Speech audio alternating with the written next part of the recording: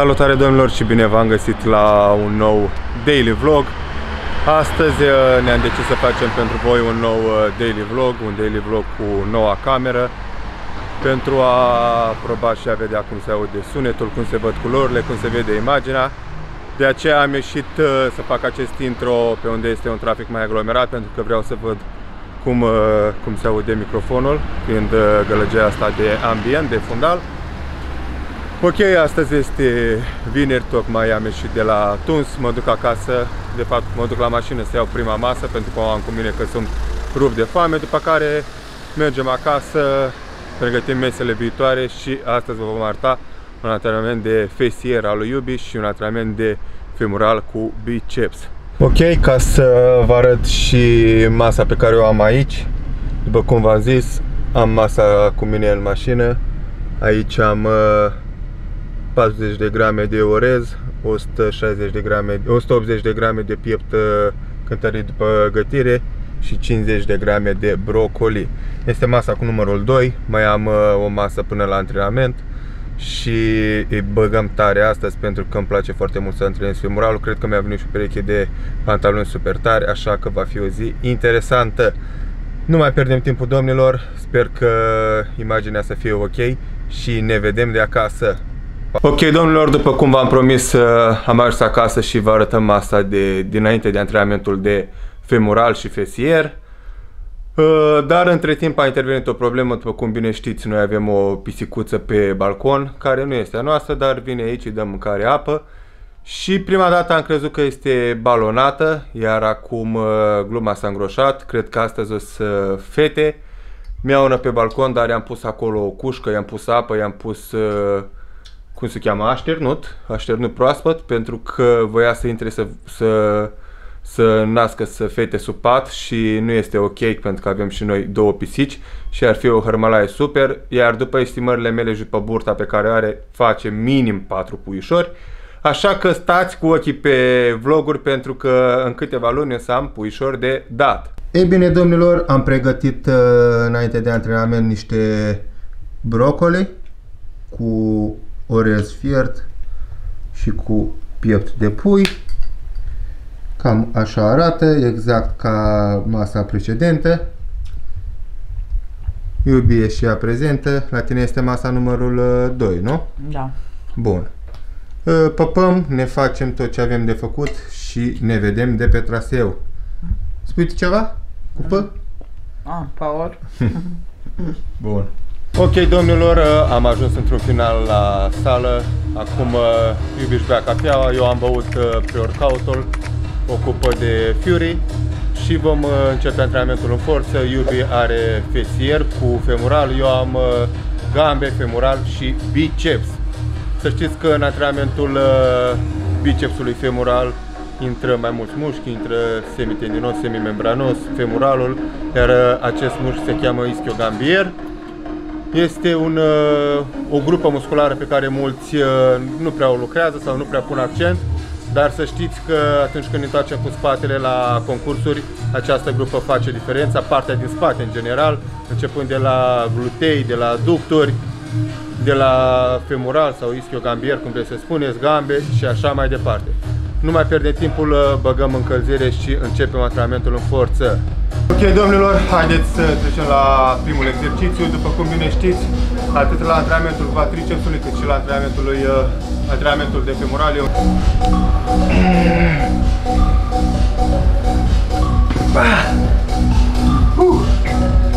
Power!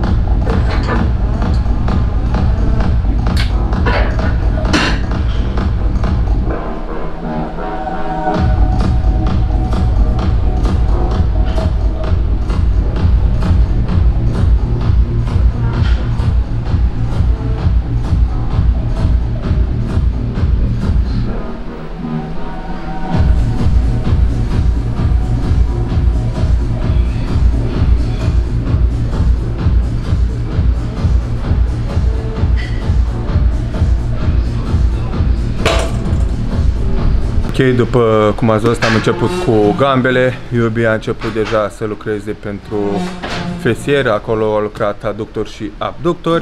Este un aparat care comprimă ambele exerciții. Acum voi începe cu primul exercițiu la femoral. Voi face 4 exerciții. Slavă Domnului, avem aici aparate și avem și foarte multe idei și cunoștințe, așa că avem ce să facem la femoral. 4 exerciții la femoral, 1 la fesier, 1 la aductor și după aia dăm 4 la biceps și am plecat acasă. 1. Ei. Ei.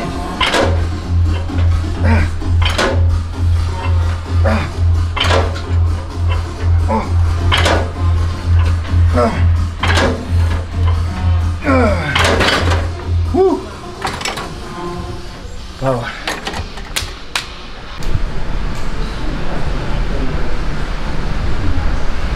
Foarte bine. După cum vedeți, un aparat foarte tare, care putem lucra sumo squat, cum face Iubi acum. Putem lucra genuflexiuni cu picioarele apropiate, unde să implicăm mai mult quadricepsul și foarte tare poate să lucreze și persoanele care au probleme cu spatele, pentru că greutatea nu apasă pe spate, pe coloană, ci este prinsă de o centură care culisează mai jos cu discurile. Uitați ce tare! Este singurul din Iași. Foarte bine.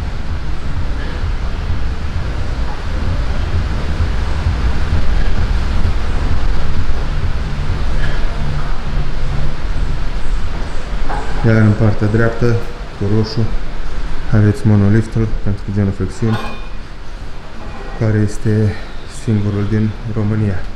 Greu? Da. Un pic cam greu, nu? Asta e a câta serie?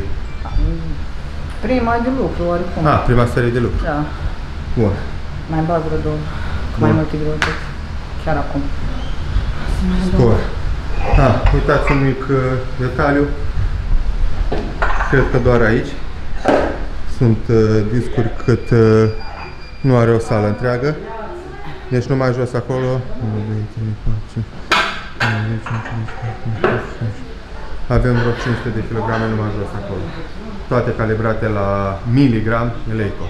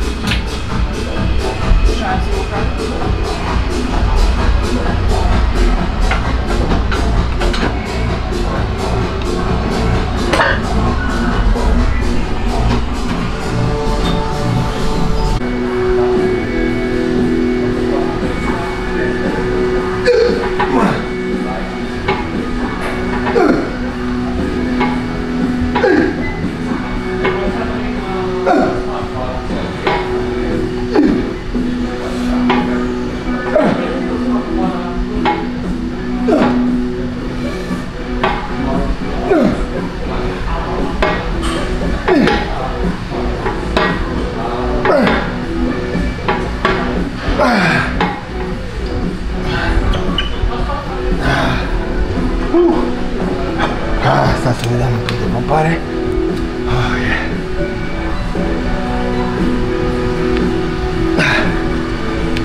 Foarte bun aparat. Aici intră mai mult fesierul, aductorii, gluteii, ține picioarele depărtate, mai depărtate pe nivelul umerilor, vârfurile orientate spre exterior. Acolo îl vedeți și pe domnul Toma, filmează și el vlog. Are și canal de YouTube. Informații foarte prețioase. Îi las canalul aici, să-i dați un subscribe. Spune și cum să gătiți mâncarea, cum să vă antrenați. Promovează un stil de viață sănătos, așa că merită să-l urmăriți. Power! Ok, domnilor, suntem la ultimul exercițiu pentru femural. Voi mai face după asta unul la aductor. Îndreptări românești cu bara. Sunt la a doua serie, seria de lucru. Voi face până în 10 repetări. Foarte important că dacă lucrați femuralul și incorporați acest exercițiu în antrenamentul vostru, să nu-l faceți la început, pentru că este un exercițiu de întindere, de elongație, iar mușchii, fibrele musculare nefiind încălzite, întinzând la acest exercițiu, este ca un stretching cu greutate și riscați accidentări. Așa că vă recomand să-l faceți la urmă sau după ce executați 1-2 exerciții pentru femural. Bun, haideți să trecem la treabă.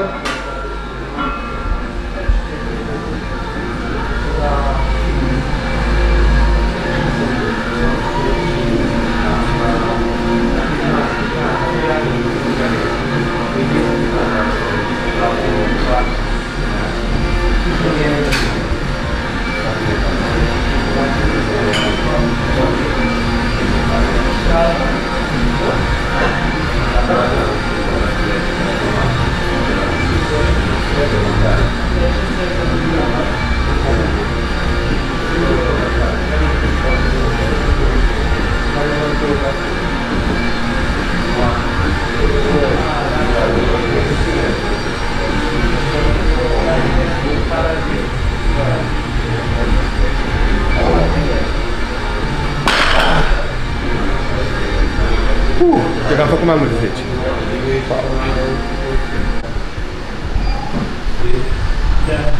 Asta pentru fesieri, nu? Da. Bun. Cum se cheamă? Pod pentru fesieri. Podul pentru fesieri. Foarte bun. Hip thrust. Da, da, da. O să vă arătăm după asta și o variantă la aparat. Pentru stările care au aparat. Bun. Foarte bine. Bun. Bun.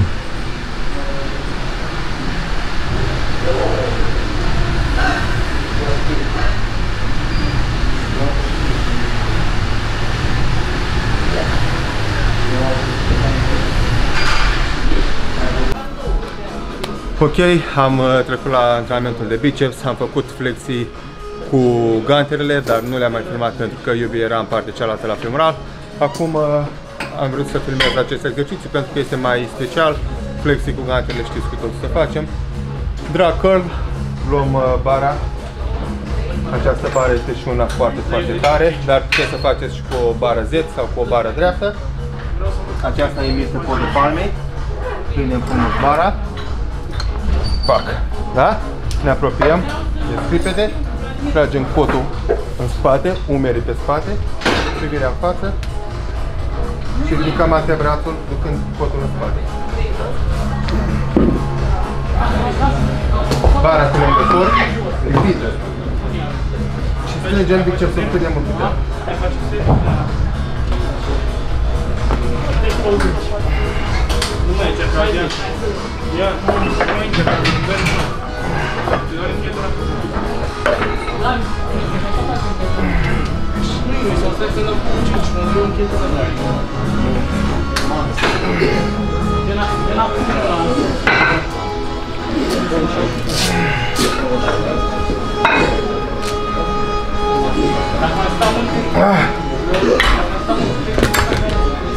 Încercați că e foarte bun. Ok, domnilor, ultimul exercițiu din antrenamentul de astăzi, flexii la banca scot. Sunt la ultima serie, seria de lucru și voi face un cluster set, adică 4 serii ori 5 repetări cu 20 de secunde de pauză. Cred că o să filmez doar 2 serii ca să nu ne lungim prea mult. Hai să dăm!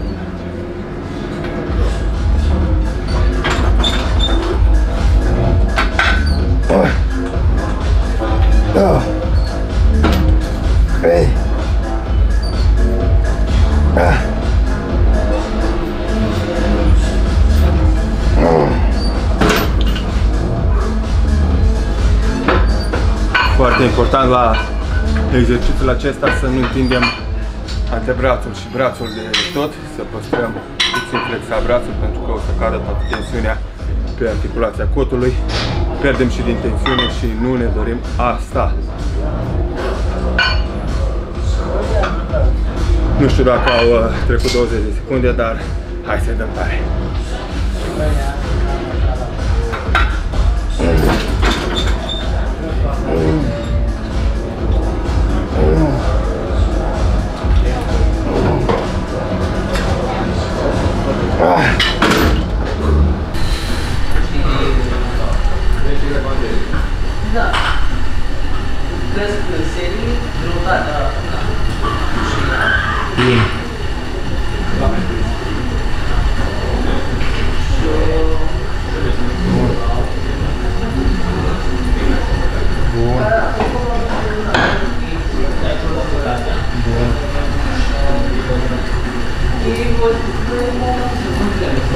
Ok, domnilor, gata și cu antrenamentul de astăzi.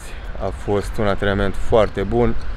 În principiu am vrut să testăm camera, să testăm sunetul, să vedem cum funcționează, pentru că, după cum știți, ieri am luat-o prima dată. După prima impresie am rămas cu un gust foarte, foarte plăcut. Cred că o să iasă o calitate mult mai bună decât precedenta cameră. Camera pe care o avem este un GoPro 7 Black, camera veche, o să o pun de vânzare, are și un, cum se cheamă ăla? Gimbal.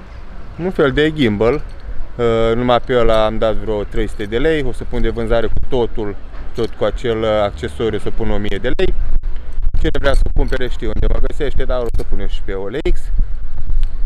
În fine, o să încerc să postez cât mai des, acum că am și o tragere de inimă, fiind calitatea mult mai bună. Dacă vă place ceea ce facem, nu uitați de butonul de share, like și subscribe și până data viitoare aveți grijă de voi. Power!